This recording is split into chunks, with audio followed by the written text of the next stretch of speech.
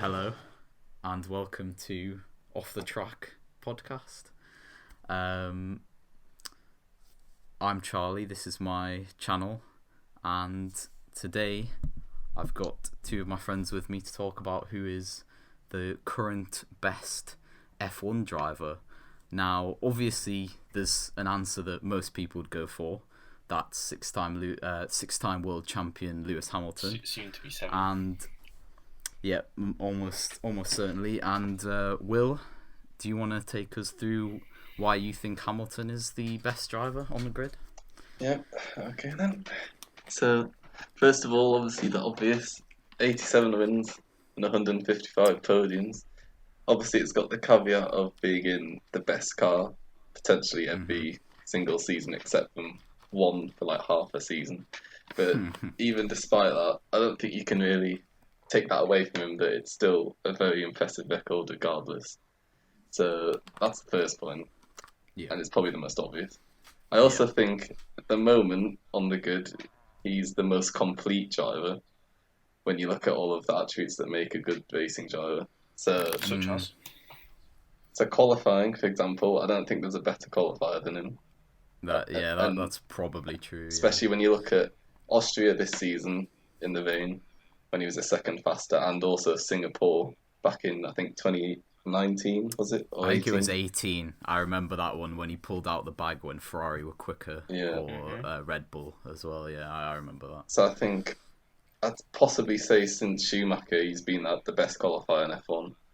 And I think only Vettel really has come close to him since then, and that was only Vettel at his peak. I don't think anyone else is there with him in qualifying. Can I just interject there what you said about qualifying? Do you not think that with the car they have, though, it's easier for them to, especially for Hamilton, do you not think it's easier for them to set up that car for qualifying? Do you know what I mean? It seems like they seem to get the best out of the car in qualifying. I know he's not my driver, but Hamilton was also pretty. He could bang in some laps at McLaren as well. That is true.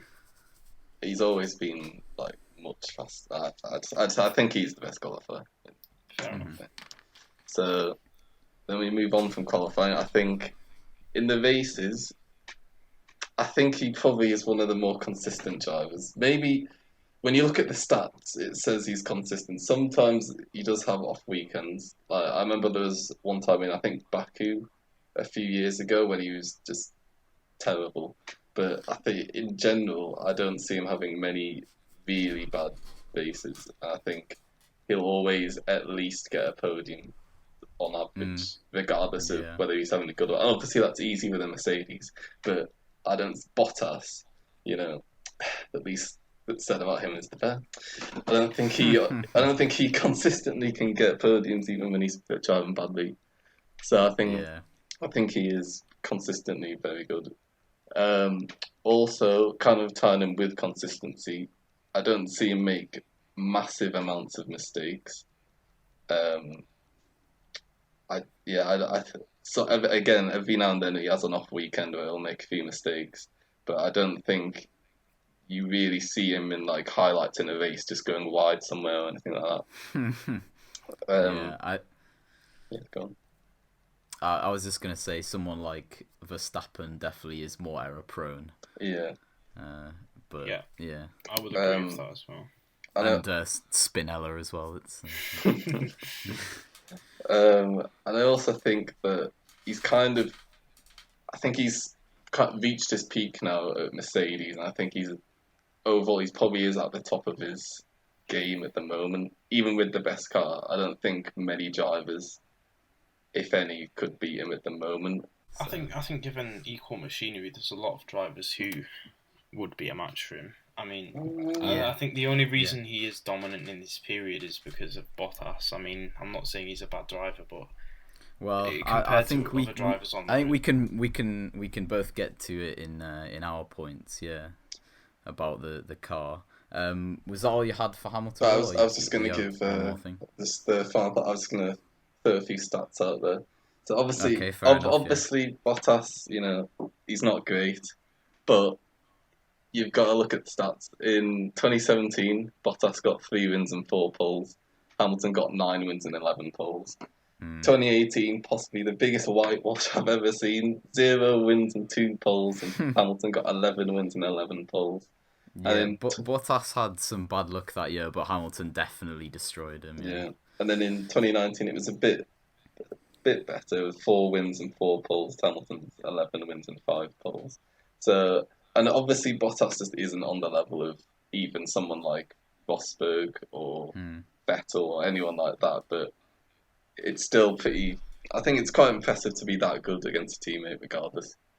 Yeah, I think it was a good point that you made, actually, that he is in his prime now, and he is more well-rounded than when he was at McLaren, because some things I'm going to say is going to reference about his McLaren days, and, you know, it's not as relevant because he is better now, but, yeah, that was a good point that you've made, I think. Yeah, that's awesome.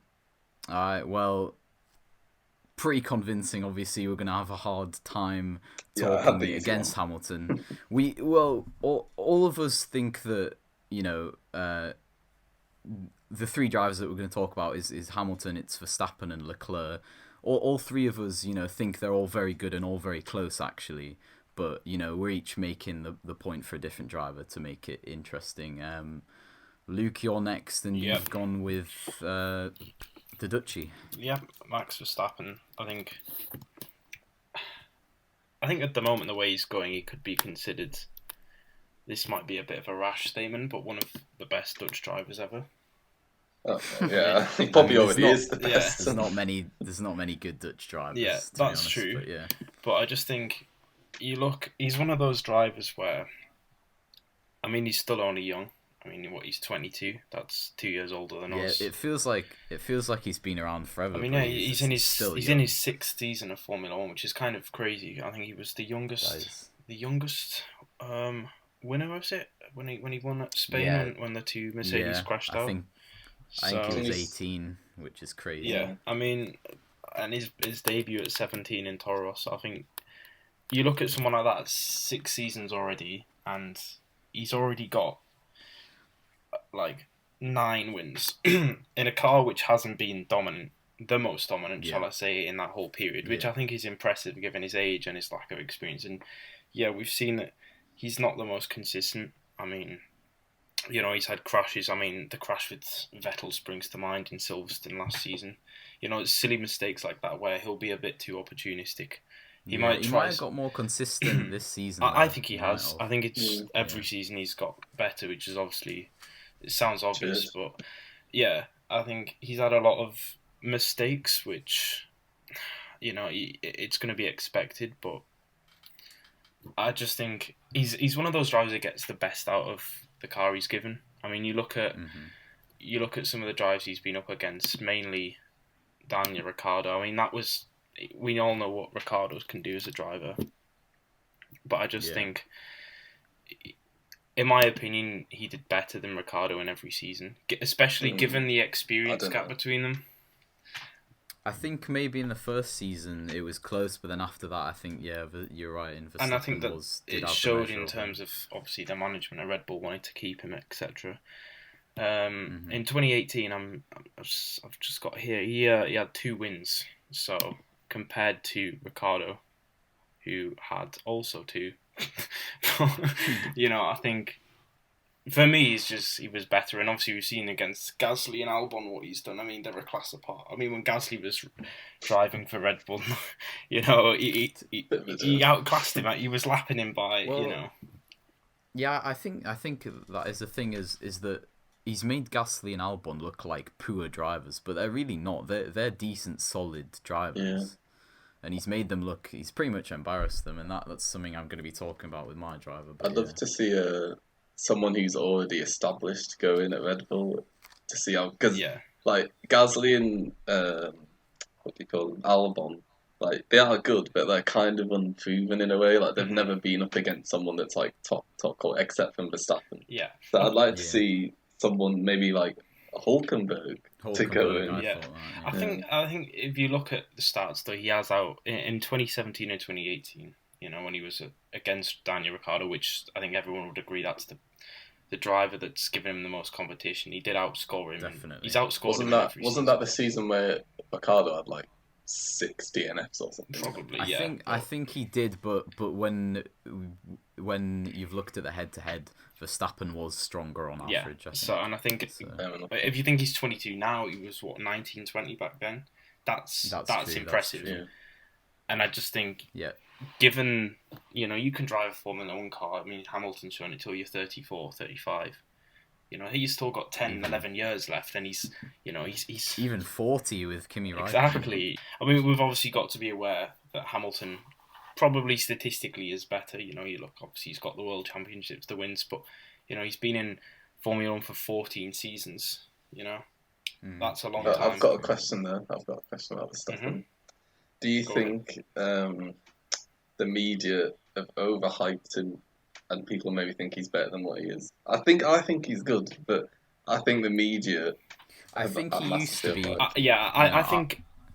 I think that's natural though. No Formula 1 driver usually comes in at 17, 16 years of age. Yeah, he was on. Did the lad even have pubes? Exactly.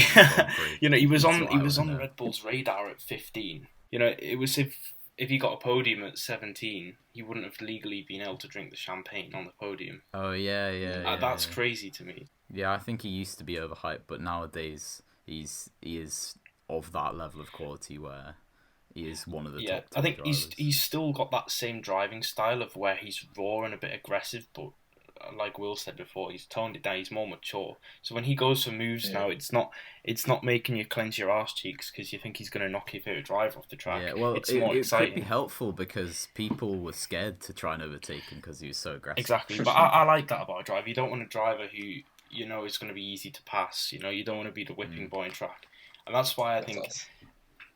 Yeah, you compare him to someone like Hamilton, who, I mean, it does come with age, and I know I keep coming back to Hamilton, but he isn't an aggressive driver per se. He's just more complete. 32.7% of his races so far have ended up in a podium, and I don't think that's too bad at all. No, not bad for in a Mercedes era. Yeah. Moving on then to you. Well, yeah. Speaking of the Mercedes era, I think, although I'm going to be arguing for Charles Leclerc, a lot of my points has to revolve around kind of disproving why Hamilton's statistics are what they are. And to be clear, I think Hamilton is one of the all-time best drivers, not the best, but one of the all-time greats. But his stats do overstate his ability. Yeah, I would agree. Compared to the other drivers on the grid. So I'll start off with something that will be surprising and you won't know where it's going, but it's very relevant. Have you heard of Elio De Angelis? I have heard of him, but I wouldn't be able to tell you anything about him. Let's see how it goes.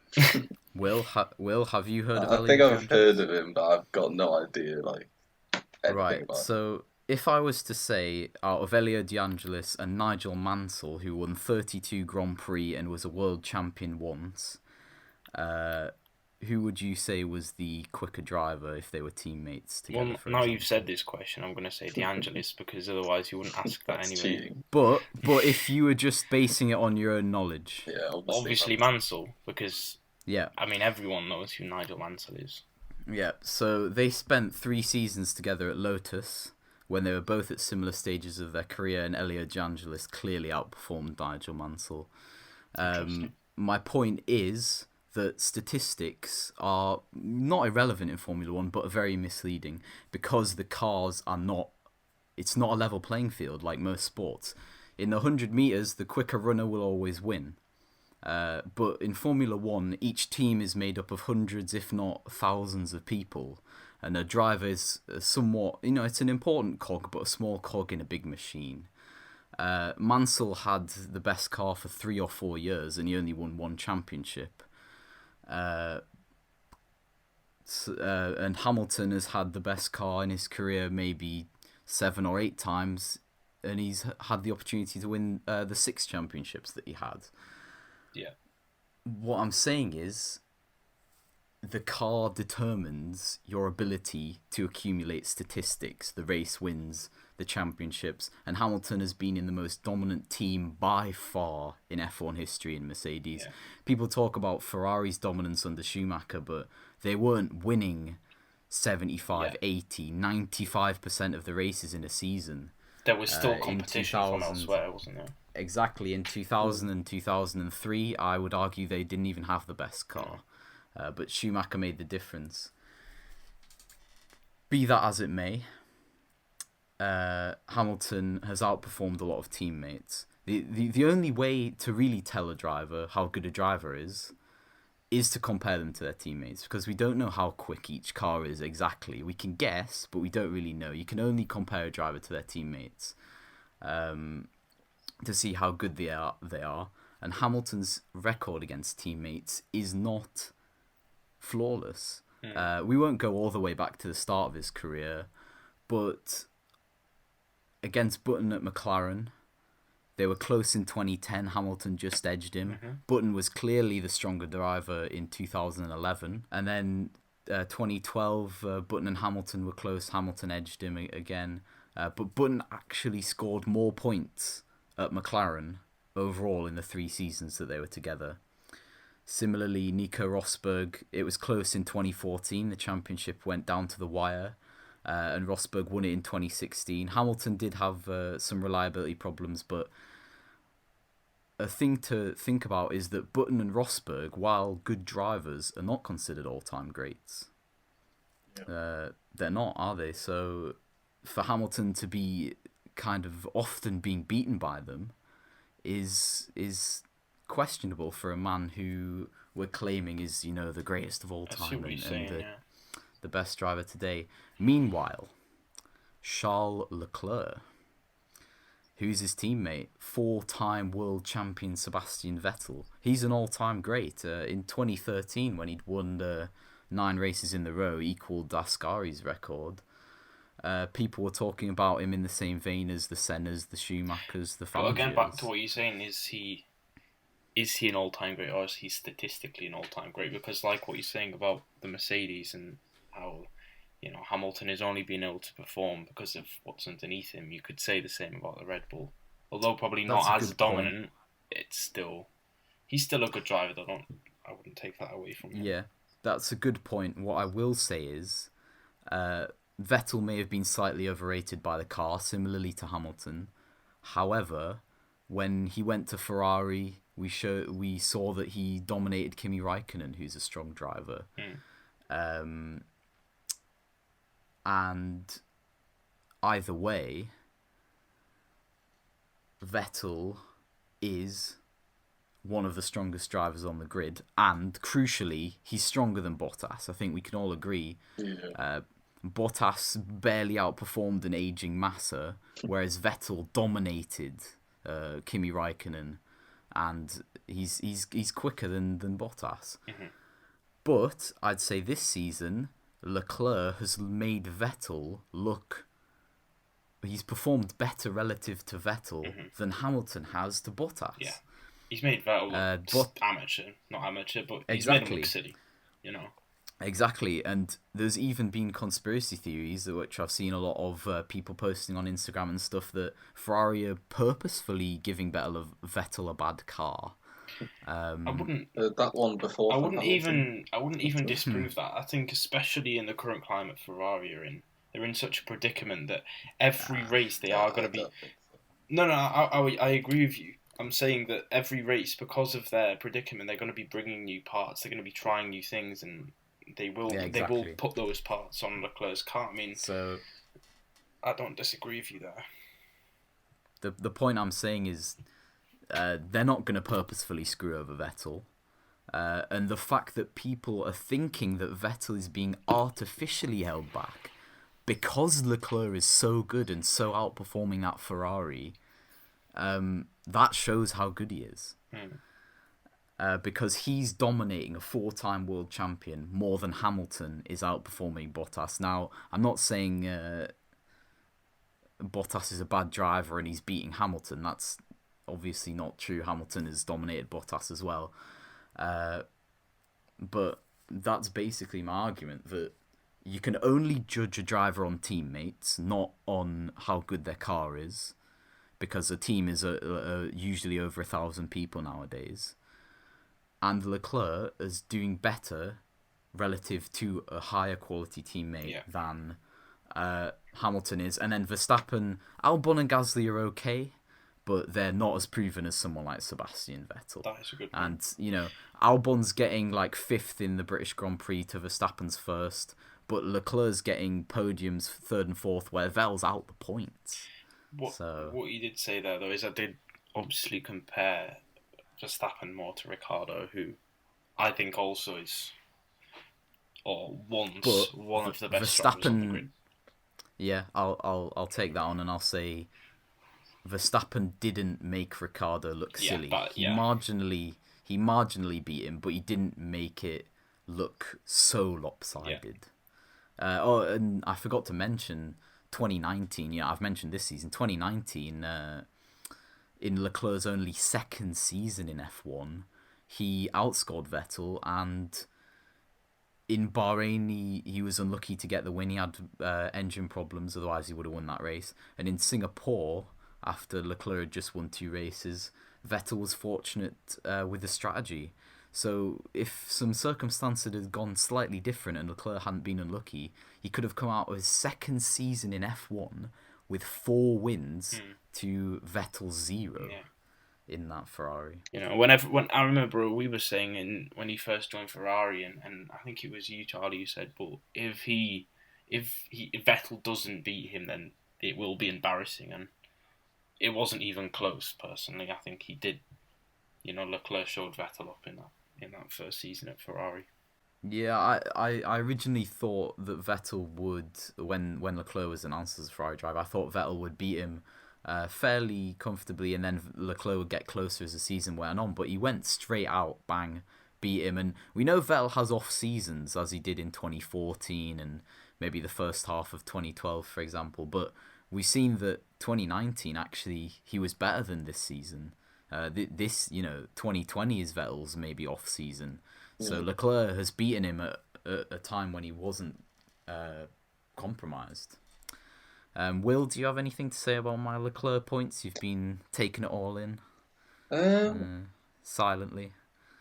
One thing I'd say compared to Hamilton is maybe Leclerc's a bit more prone to error. But he is younger. Obviously, but but the steering Grand Prix, obviously, he took Vettel out. Oh yeah, I forgot about that. Okay, yeah, that's true. And then there was a race.